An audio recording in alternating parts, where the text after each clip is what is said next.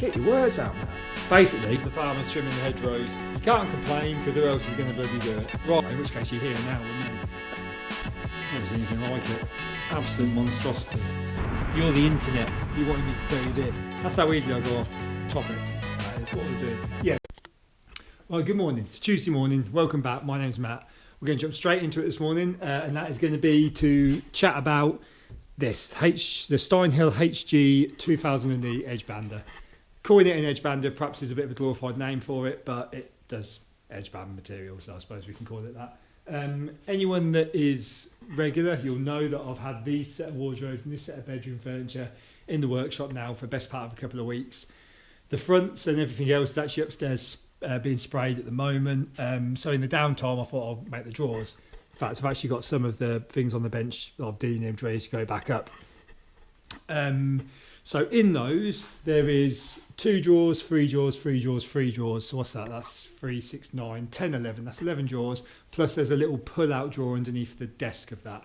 So that's 12 drawers times 4. That's 48. That's 48 components that are single-sided edge banding. So that's quite a lot. You know, if that's 48 shelves, that's quite a lot of edge banding to do.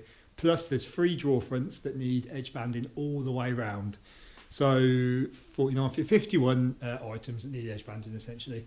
Although I've still got a dado, I'm actually thinking about it. But yeah, basically this is how I do it. I always keep let's just call them the fronts. Actually, they're the sides. Yeah, the sides I keep in one place, and I keep the fronts and backs in another place, just because you do different like joints, if you like, and screw and drill positions on the fronts to what you do the sides. And it'd be a nightmare if you got them the wrong way around, which I've done a couple of times. So I just started doing that, keeping them separate. Anyone that is new, there's normally a bench here, which is over there at the moment, because these didn't fit underneath the mezzanine floor. I actually use this panel saw. I use it really, obviously, as the panel saw, but I purposely positioned it there because it's by the door where the materials come in, but also all your materials can come straight off it onto your benches, and I can actually use it to stack materials on to take back over there to the pillar drill and the pocket hole machine, say like when I'm doing the hinge holes and things like that. Yeah, it's working a treat, to be fair. Right, that's how easily I go off topic, that is. What was I doing? Yeah, so I'm just realised by chatting that I have got to do the dado, so I'm going to run those through the spindle one now, then I'm going to whack this on the bench, set it up, I'm going to do a bit of filming, and then like a real time sort of like recorded section of how long it's going to take to edge band all of this, and then we'll have a little chat about it. How about that? That sound good to you? Sounds good to me. Right, and also I get to get some work done. You know what I mean? It's pretty cool. Right then, speak to you in a bit.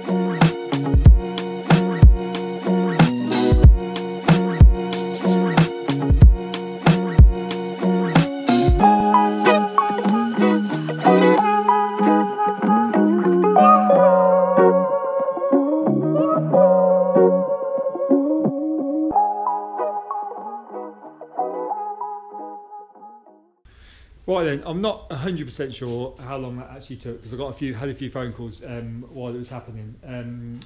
Obviously, I'll have to watch all the footage back and edit it, and that's the point where I'll know how long it will take, and I guess I'll just include that like a timer or something, which actually means that you know now how long it took and I don't. So get your head around that.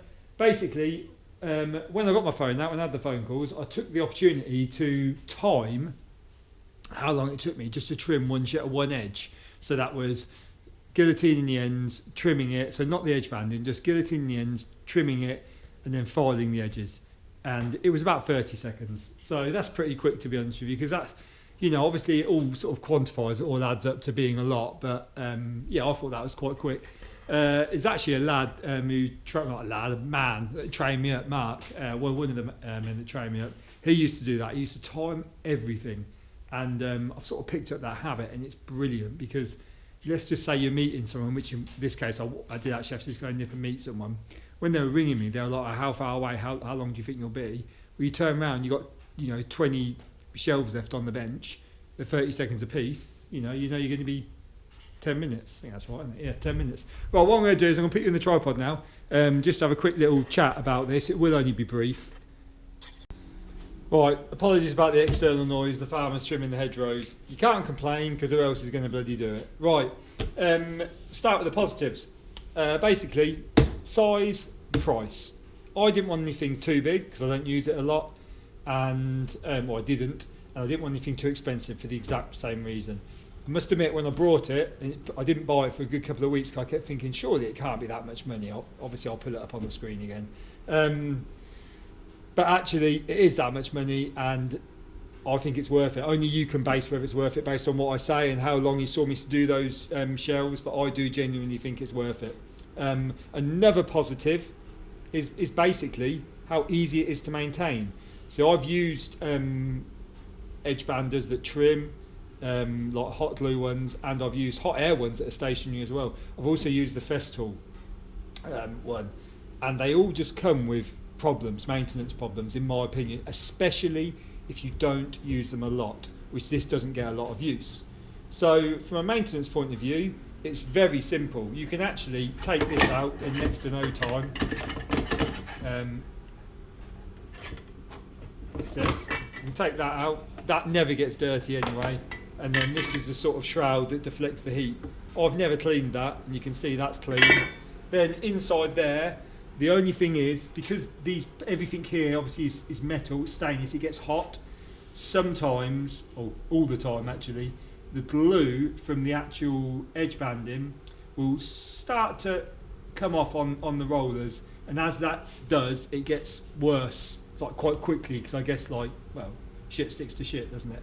And basically, to clean it, you either pick it off while it's dry, if it's not too bad, like that's too bad to pick off while it's dry. So all I'll do is, you don't even need to take this out, you just put it back in, you leave it in, there's a little way it goes in, that's it. Not that way, Matt. You can tell I've never done this before. There we go. Right, yeah, you put that back in, you just fire it up, and you leave it on like low for maybe, I don't know, 30 seconds, a minute. It literally only takes a minute to heat up anyway, if that, for this plate to start to get warm, which actually helps warm the boards as they touch the glue. And then once it's warmed up, you can just scrape off the glue quite easily. As long as you don't get too hot, then it starts sticking as you scrape it off. And actually that leads me on to another thing. I think it's RML Bespoke. I'll put him up on the screen. He had this edge bander. He's just brought, and he does primarily wardrobes, and he's just brought an actual, I think it's an over edge bander, but anyway, a month or so ago I emailed him and said, what, you know, because I see he got the same edge bander as me, what tapes are you using? And he recommended Veneers Online, I think. Again, I'll put it up on the screen, so I'm not very good with remembering names. And basically I tried those, in my opinion they were crap. I've used Amazon, again crap. My supplier, they use a brand called SMC edging. I don't know where they, I don't know if you can buy them yourself. I'm going to have a little look, but to be honest with you, my supplier's doing them at a good enough price. So I'm just curious to see where you get them from. They're by far the best. So if you're going to get into any of this, or even if you're ironing on, these are the best. it's down to, in my opinion, the cut of the yoke. It's a lot tighter grain, so therefore it trims a lot better. It definitely snaps a lot better on the guillotine, and the glue is just far tighter. There's less pockets in the glue, and the pockets, when you have the gaps, so what I've noticed is what causes the build up on there. These, because it's a lot tighter, you can actually go with the boards a lot quicker as well. Throw the boards through. Yeah, I'd say they're all the positives. Only really you can decide based on how long you saw that take me, and to do, you know, whatever that was, 51 I think it was boards, and remember 3 of them were all the way round. So yeah, and based on how much it, you know, it costs, only you can decide whether it's good value for money. As a negative, and I've heard people comment on this, I'd watch reviews before I bought one, and people were saying the guillotine's in the wrong place. It's not, on any of these machines, it's not. It can only be there. Once you use it, you know, you can figure out why. But basically, as a negative, you have to be so well organised when you do this. You can't have your next board more than a metre or 2 away, because that glue, once this machine gets up to temperature, that is already melting pre the guillotine. So then when you come back round, you try and feed it through, it's either stuck or it is so well heated that it won't line through and come back through this in-feed. So basically, it's quite simple. You just have them right behind you, and you just get, like anything, muscle memory, you just get a system. But yeah, you basically, if you get a hold up, you've got to quickly turn it off and pull the tape out, which is what I do. And obviously don't leave the tape in it when you finish, because it will just get stuck there overnight. So basically, as a bit of a negative, it's not an auto feed, is it? So you've got to do that, and it does mean that really you've got to be quite organised. You've got to be, you know, even when you're taking them off and you're putting them down, you can't put them in your way, because it will just hold you up. You haven't got time when you're doing it to. You are essentially the auto feed, so you haven't really got time to start messing around halfway through putting it on. I'd say that's a negative. Another negative perhaps is obviously because it doesn't trim, you're subject to the width of this. So when I was doing the drawers, you'll see some of the drawer fronts, I was edge banding top and bottom and the sides. So that just means you've got to think about the order you do it in. So I do the sides, turn it round, then I'll go get one actually. So yeah, so what you'd have to do is you'd have to do the edge, turn it round, do the other edge, and then you'd have to sort of trim the ends, shave them, and then you could start doing that edge. But as you can see, this one, actually, these drawer runners, they only just catch, to be fair. But if it's any smaller, obviously, once you've gone it all the way through, you've then got to retrim the other edge before you put that through, because otherwise what's going to happen is the tape is obviously longer before you've trimmed it, and it will catch on here. So that is because it doesn't auto trim, that is obviously a little bit of a problem. But it doesn't auto trim, and it costs, you know, however much it costs. You know, I don't think that could be any smaller, because you need a little bit of purchase for it. I certainly don't think it should be much. If anything, it probably could be a little bit bigger, I suppose, but then it would mess you up if you were doing, you know, drawer boxes. To be honest with you, thinking about it, I probably should try and make my drawer boxes a certain size if I can, because they often come out around about 200. So if I did them at 210, that would solve drawer fronts. That would solve that problem. Yeah, I actually thought that was quite interesting. Don't know about you. You know, I really care if you don't, to be honest with you. But anyway, yeah. So these are the only ones that become problematic. And as you can see, so they're the drawer fronts actually that go in there. As you can see, they're cut out of. Are they? Have I got them the right way around? No. Panic over, Matt. Panic over. They're cut out of one board, so they're matched. You don't want to cock them up at any point, because then you've got to cut another 3. Basically, you've got to start again, which is a bit of a pain. It's not the end of the world, obviously. But basically, that can be a bit, you know, you've really got to, because with this edge bander, you do get, so out of all of these, so 51, I've had one, and I'll show it, because I just got it out to show it. I've one that's slightly ran off on the corner. And what I'll do is I'll fill that, I won't redo it. Or could, I suppose, actually. Yeah, actually, now what I'll do is I'll trim it. I'll retrim it on the panel saw, of course I can, yeah. It's just thinking, because otherwise I've got to do all the processes again, do you know what I mean? But I can actually trim the tape off on the panel saw. So I'll redo that one. So, percentage-wise, what's that? 2%? Is it? About 2% error. So, that's not too bad, I suppose. And when you think about it, it's not like I've had to do a hell of a lot of calibration or whatnot. There's not really any waste with it as well, which is what I do like in terms of the glue. Obviously, it comes on the tape, but then as a negative, you have to use the pre-glued tapes. Yeah, so finish-wise, you do get a good finish. You just do. But obviously, it's down to how well you trim it. I think in the times I've been doing it, I've had like probably every job I've done, you know, I've used it. I've had one bit where there's somewhere it hasn't quite stuck. So I either get the hot egg, and it's just one little bit. It's either because you've gone too quick or you've gone too slow. If you go too quick, obviously the glue doesn't heat it properly. If you go too slow, then you sort of overheat the glue and it comes off on the rollers, on the infeed like bits of metal, and you take off too much of the glue, and it's always the glue on the edge. And obviously the last place you want it to blow is on the edge, because then it will bring the whole thing off.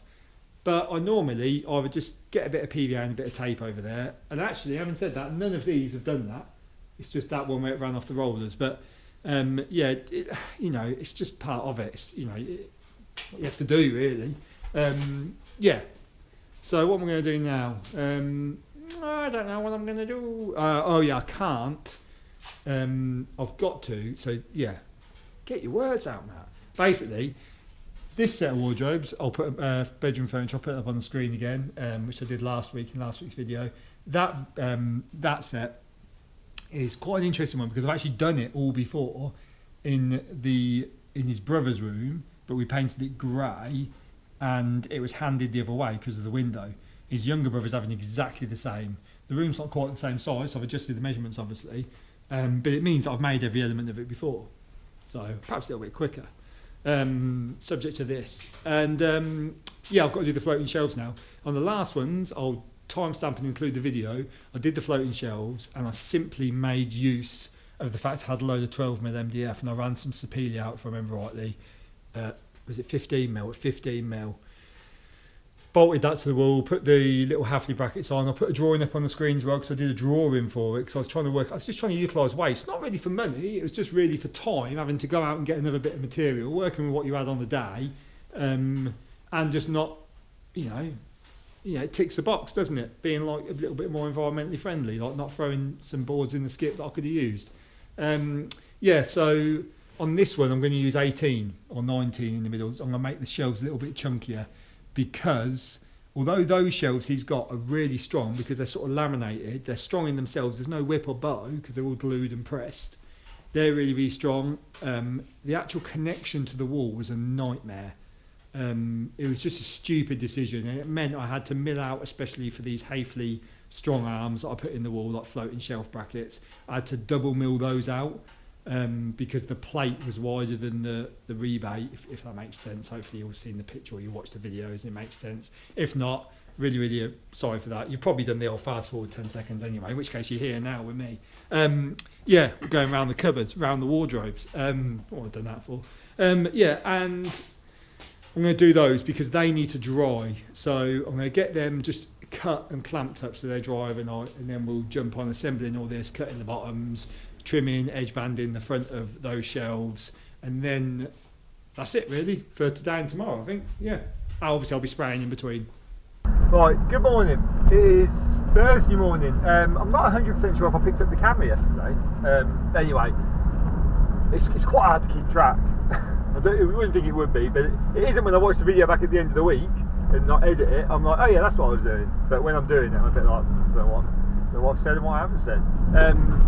Anyway, yeah, basically, so yesterday I just glued some shelves together and just got some more bits ready for the wardrobes, did some more spraying, put some drawers together, just did a few bits. I got another little job I was sort of doing at the same time, which meant I could utilise that time well to do the other job. Sort of leads me on to my next point. You'll probably notice that I don't necessarily smash the work out. I stopped a couple of years ago working to really tight deadlines that ultimately you set yourself, or you let the customer set for you. I found I wasn't really getting my best work. I still think now, I finish a job, I think that's part of it. I finish a job and I go, oh, I wish could have done this better, or I wish I had a bit more time. That's always the way. There's always an element of it.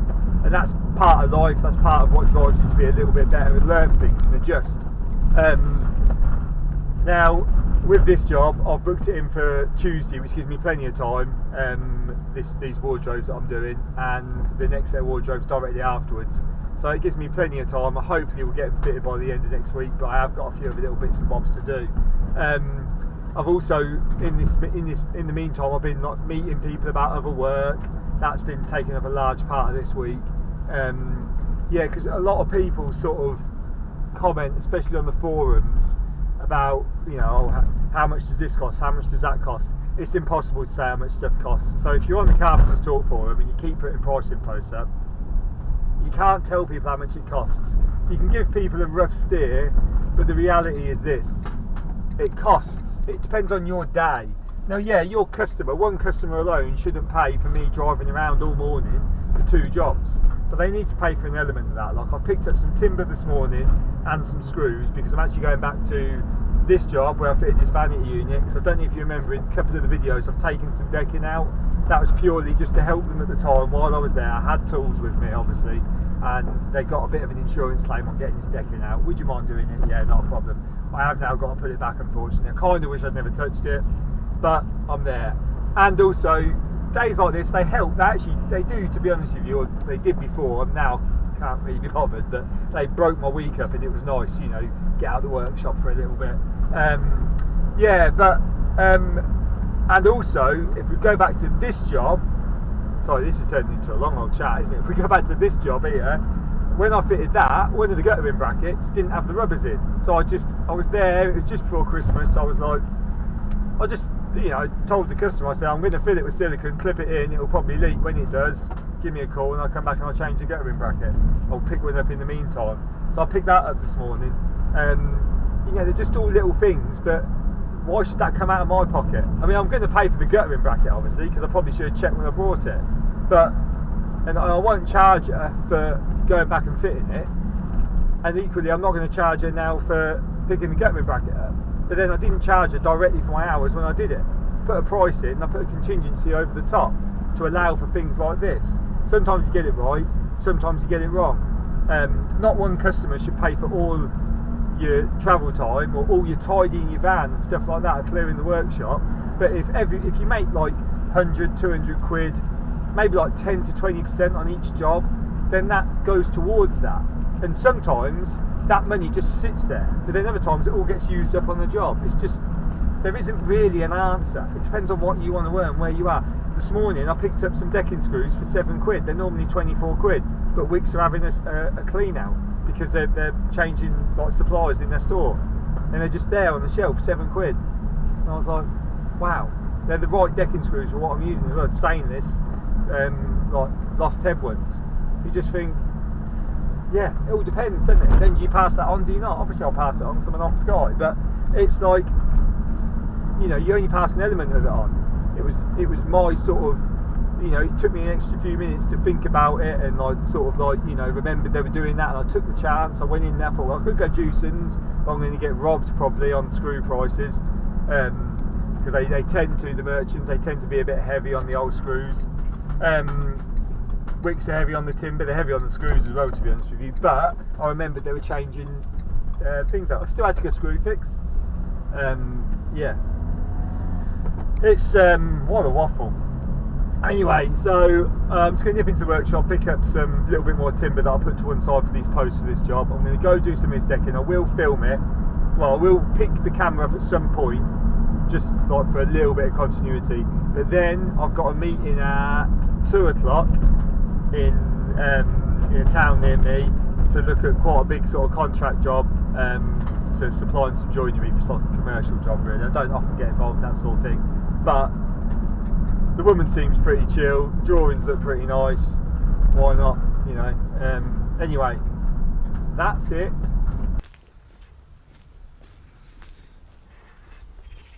Right then, we're back, we're in. Remembers these doors.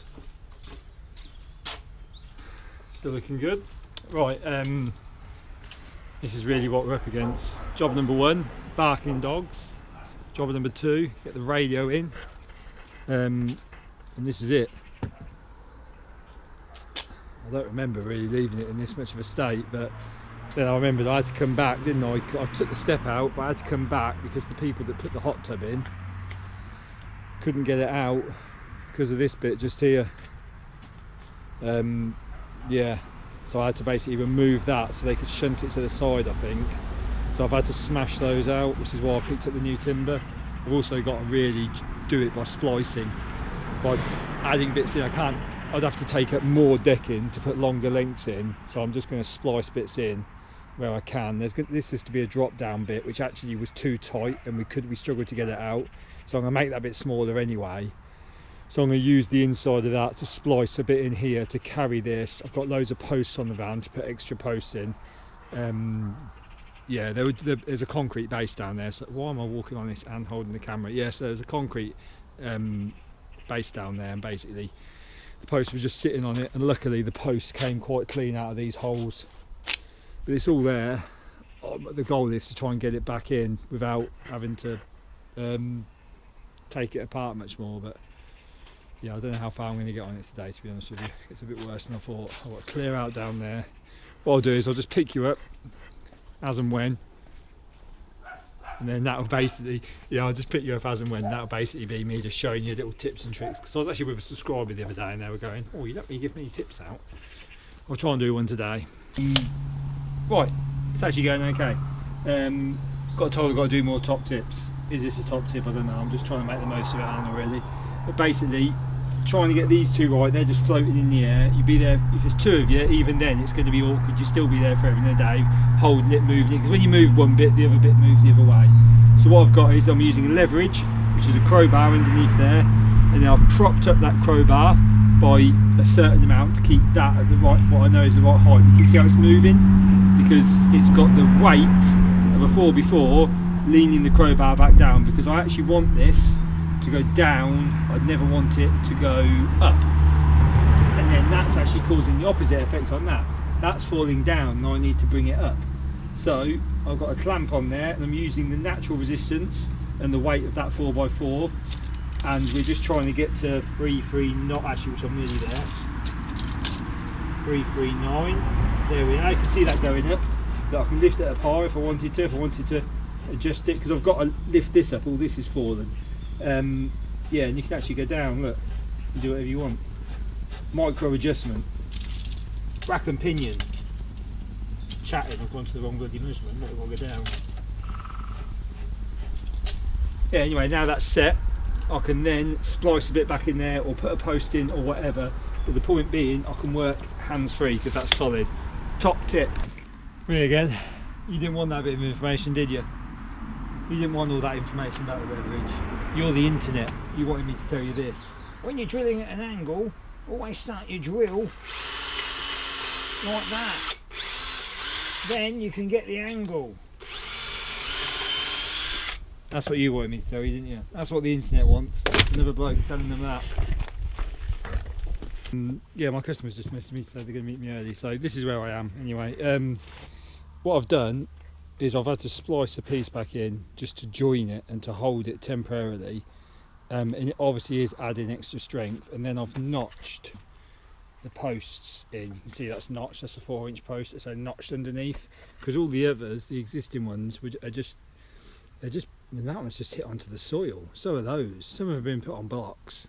That one's onto the concrete, which I've got back down, but because they're just resting on the floor or the soil or what have you, and they're not notched, they're not, there's no sort of lateral restraint. And I noticed that when I pieced all this bit back in, obviously I cut it out so it should fit back in because you've got the thickness of the saw blade, but I cut it out from, you know, a couple of months ago. I mean, I know things move and open and shrink and whatnot, but I had to get the old persuader on it because it just, yeah, laterally I think the whole thing had shifted and pinched in. I think the whole thing, sorry, terrible filming, I'm in a rush, pinched in. So I had to prise it back open to get that timber in. So what I've done is I've notched all of these as well. So I've notched that one, and then I've just put a solid blocking in there rather than rely on screw fixings, and I'm using all the right sort of screws, exterior grade and whatnot, and I really going to have to put bolts in, I think, when I come back, because there's just too many connections to. I like to try and do stuff by it resting, and if you can not like half lap something, you've got like 2 forms of restraint for the post, and then there's a couple of places like in this front bit where I am solid on concrete, not that one so much, that one and that one. These have been dug in, so they're fine, and I post-created that one in over there as well. So I'm alright in that respect, but I just want to try and put some anchor bolts or some plates back into the plates into the concrete to hold the post, so it's kind of like it's held quite strongly onto the timber and into the ground, because they're quite tall. They're about sort of 700mm tall, so really they can't just be resting and then screwed in. They've got to be jointed really, so the weight's resting on the. I like to do that anyway, to be honest with you. When you're doing like a bearer, you're considering like, you know, carpentry or anything, you really want the weight resting on the timber. That's where the strength is in the joint, the more amount of contact you've got, if that makes sense. Anyway, I've really got to go. No, what I'm telling you that. Waffling on.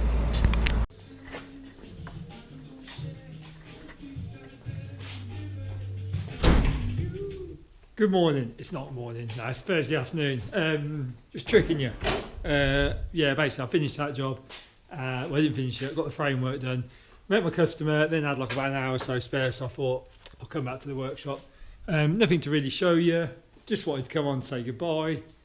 And I've got loads of tools up because I'm going somewhere tomorrow. Where am I going tomorrow? It's all happening, isn't it? You're the one who has to edit it, not me. Yeah, tell me about it. Right, good morning, it's Friday morning. So I'm on a fit out today, a job if you like. It's an existing job, so going back a few years, I put all these doors on, clad these beams and built these vanity units, put like a hidden system thing in there because we couldn't actually remove the toilet at the time. Well, I still can't, it's concreted in on the base. So we just sort of concealed the original system and come up with like a box that has like a flush with a pulley that goes behind the wall. That's quite a nice little job, but that actually went wrong recently. I had to come back and change it. And then what I've got to do today, get these window boards off. Plumber's in to do the radiators, his setup. So I've just got to, make sure all that goes to plan. Get skirts off. This is staying in. I made this a while ago, fitted into that space. There was actually a wall there originally, which I took out, and then made that like a walk through to another room. Did these stairs as well. That was a while ago. Yeah, when we did these, actually we had to rob a bit of room out of this room. I had to bring it forward a bit. Yeah, quite an interesting job overall. Oh, and then the main bit of work was I did this pocket door thing, if you like, barn door into a handmade kitchen in here. This wasn't made out of the workshop where I am now. This was made out of my other workshop. Yeah, it's all tops look lovely actually. Yeah, it's all solid oak. It's got dovetail drawers. It's doing a lot more solid oak than you see. But that's all painted. Yeah, I think it looks nicer still.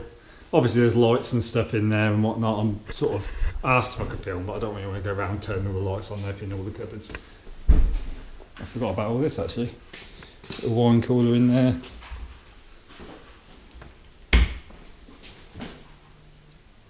Oh, a little shit.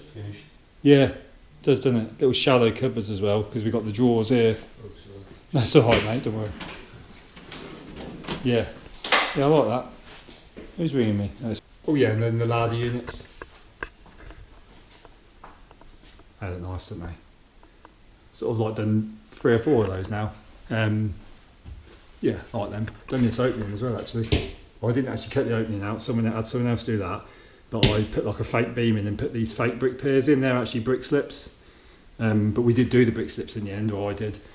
And then a little wine rack. That was like a improvisation sort of thing really. That one, that was like, didn't really know how to do that. I saw something on Instagram I think, and I thought, oh yeah, I can make it. It's quite simple really. Just made a little jig up on the router table. Yeah. And everything was character grade oak, so at the same time I changed the window boards in here because they're the same as out there, the plastic. Changed them for character grade oak. Yeah, they are, aren't they? Got a few knots and that in them. But yeah.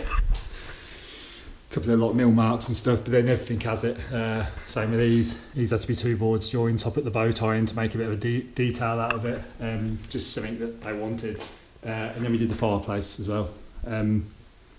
Yeah, and then it's this floor in here is going to be the same floor.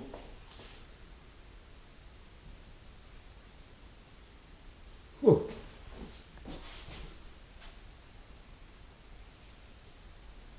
Like a bloody crack, it's not, it's a line in a tile. Yeah, sorry, same floor is going to be going in here. So as part of that, I've got to change the thresholds as well. I might have to take that door off and cut that down and speak to the owner about that. Yeah, that's it really. Do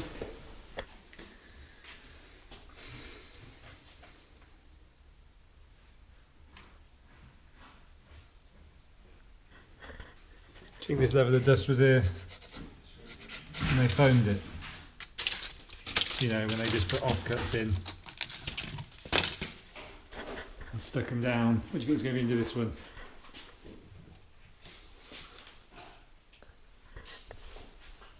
Never seen anything like it.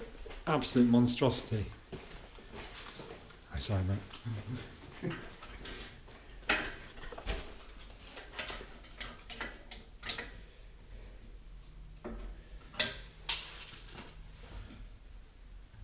I like doing this because I always think, don't worry, you're not. I think hopefully the bloke who done it, or the woman, might see the video. I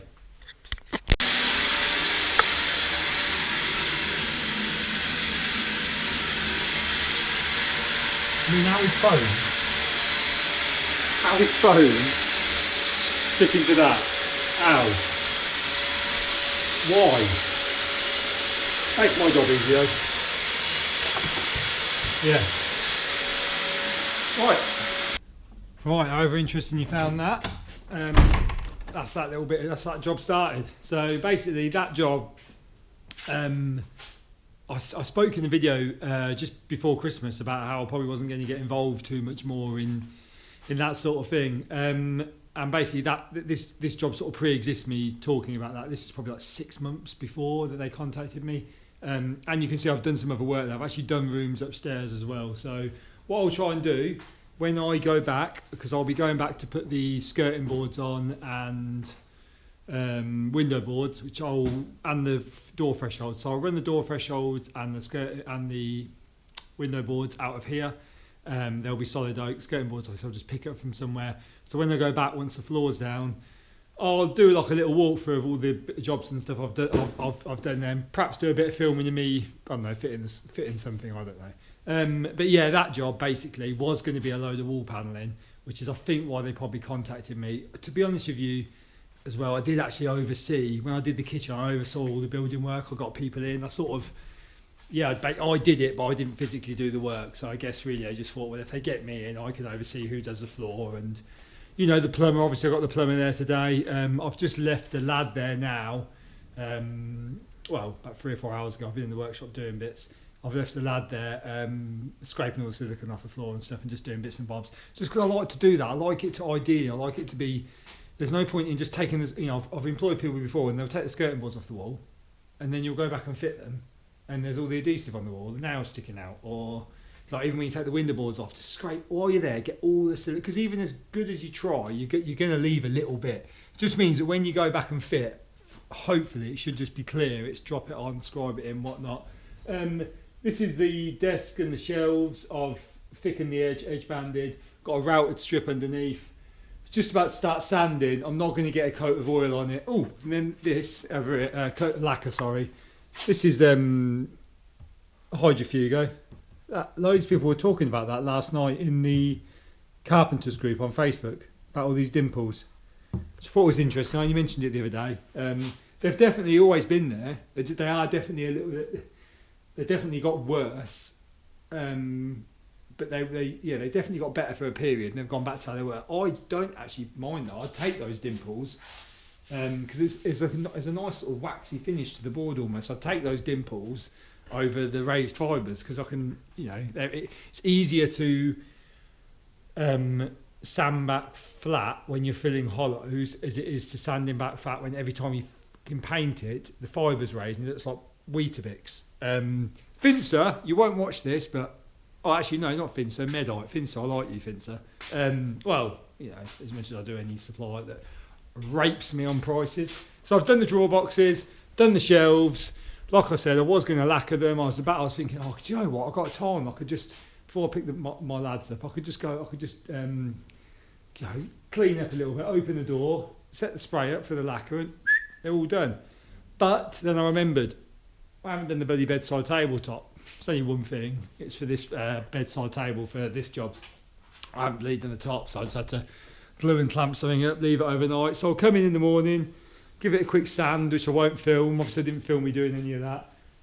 Yeah, next week is... oh, and also, sorry I didn't really film a lot of when I was there at this job. Like I said, I'm finding that hard. The customer was floating around, but I'm going to clear it when I go back. I can do a fair bit of filming, just breaking the sort of ice with that, really. So next week I will be fitting these wardrobes, fitting that bedroom furniture. Not Monday though, because I've got to meet a customer on Monday. Again, another customer. Just got to meet him and chat through some bits and bobs. But yeah, basically Tuesday, Wednesday, I'll be fitting these. So if you haven't seen me doing an install video, probably because I haven't really done many of them because I struggled to film while I'm there, I'm going to try and make a go of that. I'm going to try and make a really good go of filming next week, me installing. So yeah, tune in for that if you wouldn't mind. If you've liked what you've seen, please give it a thumbs up. If you haven't liked what you've seen, don't give it a thumbs down. I find that highly insulting. There's not many videos on YouTube with thumbs down. I don't really want mine to have them. I think I've got a couple.